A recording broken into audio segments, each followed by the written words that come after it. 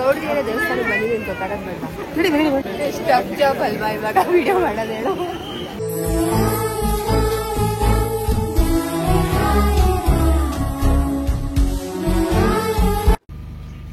Hello everyone, welcome to Deepu vibe YouTube channel.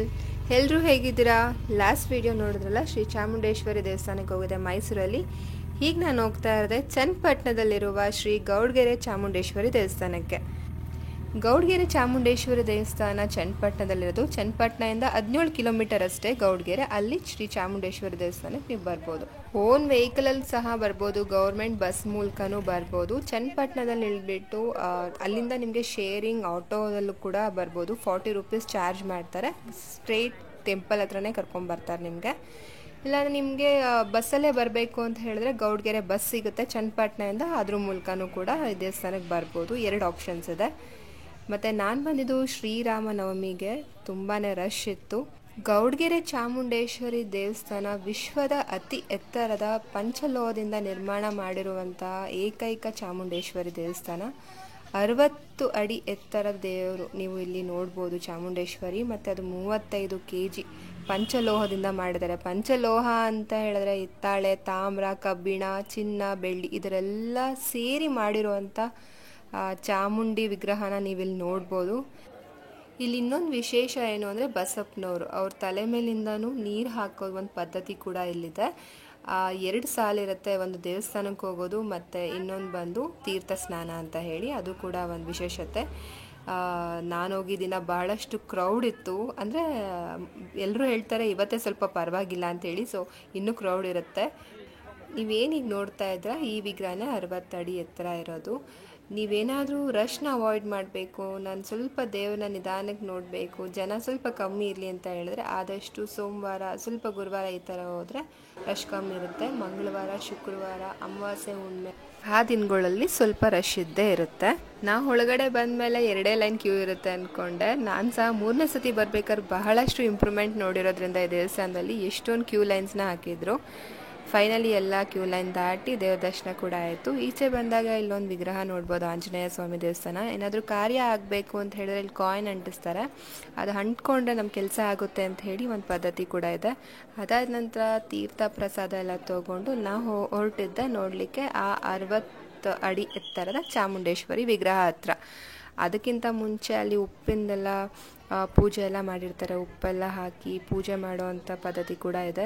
ಮತ್ತು ಕಾಯೆಲ್ಲ ಕಟ್ತಾರೆ. ಕಾಯೆಲ್ಲ ಕಟ್ಟಿ ಏನು ಮಾಡ್ತಾರೆ ಅಂತ ಹೇಳಿದ್ರೆ, ನಮಗೇನಾದ್ರು ಕೆಲಸ ಆಗಬೇಕು ಅಂತ ಹೇಳಿದ್ರೆ ಇಲ್ಲಿ 50 ರೂಪಾಯಿ ಕೊಟ್ಟು ಕಾಯಿ ಪರ್ಚೇಸ್ ಮಾಡಿ ಕಟ್ಟಿ ಅದನ್ನು ಬೇಡ್ಕೊಂಡು ದೇವ್ರ ಹತ್ರ ಹೋಗಿ ಪೂಜೆ ಮಾಡಿಸ್ಕೊಂಡು ಬರ್ತಾರೆ. ಇಲ್ಲಿ ಚಾಮುಂಡೇಶ್ವರಿ ದೇವಸ್ಥಾನ ಇದೆಯಲ್ಲ, ಇಲ್ಲಿ ಹೋಗಿ ಪೂಜೆ ಮಾಡಿ ನಂತರ ಕಾಯಿನ ಕಟ್ತಾರೆ.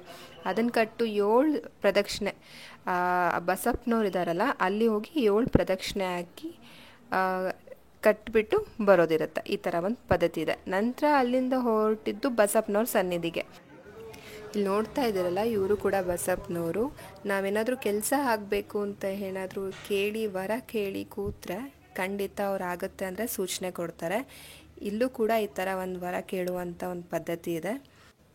ಲಾಸ್ಟ್ ಟೈಮ್ ನಾನು ಹೋದಾಗ ಬಸಪ್ಪನವ್ರು ನೋಡಿರಲಿಲ್ಲ, ಮೊದಲನೇ ಸತಿ ಬಂದಾಗ ನೋಡಿದ್ದೆ. ಈ ಸತಿ ಕೂಡ ನನಗೆ ಬಸಪ್ಪನವ್ರ ದರ್ಶನ ಆಯಿತು.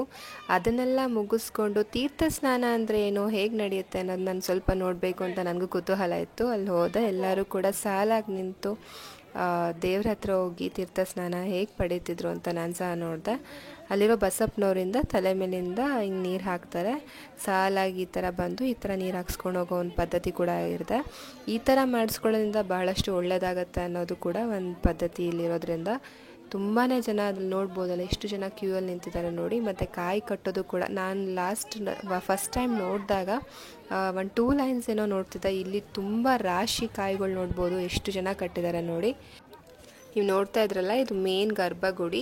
ಇದಾದ ನಂತರ ನೀವು ಇಲ್ಲಿ ಅರ್ಧನಾರೀಶ್ವರ ಪೂಜೆ ಕೂಡ ಮಾಡ್ಬೋದು. ಚಾಮುಂಡೇಶ್ವರಿ ವಿಗ್ರಹ ಎದುರುಗಡೆನೇ ಇರುತ್ತೆ. ಮತ್ತು ಇನ್ನೊಂದು ಇಂಟ್ರೆಸ್ಟಿಂಗ್ ಏನು ಅಂತ ಹೇಳಿದ್ರೆ, ಇಲ್ಲಿ ಫೋಟೋಸ್ ಕೂಡ ಅವೈಲಬಿಲಿಟಿ ಅವರೇ ತಕ್ಕೊಡ್ತಾರೆ. ಮತ್ತು ವಿಡಿಯೋ ಕೂಡ ಏನೋ ಹೊಸದಾಗಿ ಎಲ್ಲ ಪ್ರಾರಂಭ ಮಾಡಿದ್ದಾರೆ, ಅದನ್ನು ಕೂಡ ಅಬ್ಸರ್ವ್ ಮಾಡ್ಬೋದು ಇಲ್ಲಿ. ಸೊ ಹಾಗಾಗಿ ಅದು ಒಂದು ಇಂಟ್ರೆಸ್ಟಿಂಗ್ ಫ್ಯಾಕ್ಟ್ ನೋಡಿದೆ ನಾನು.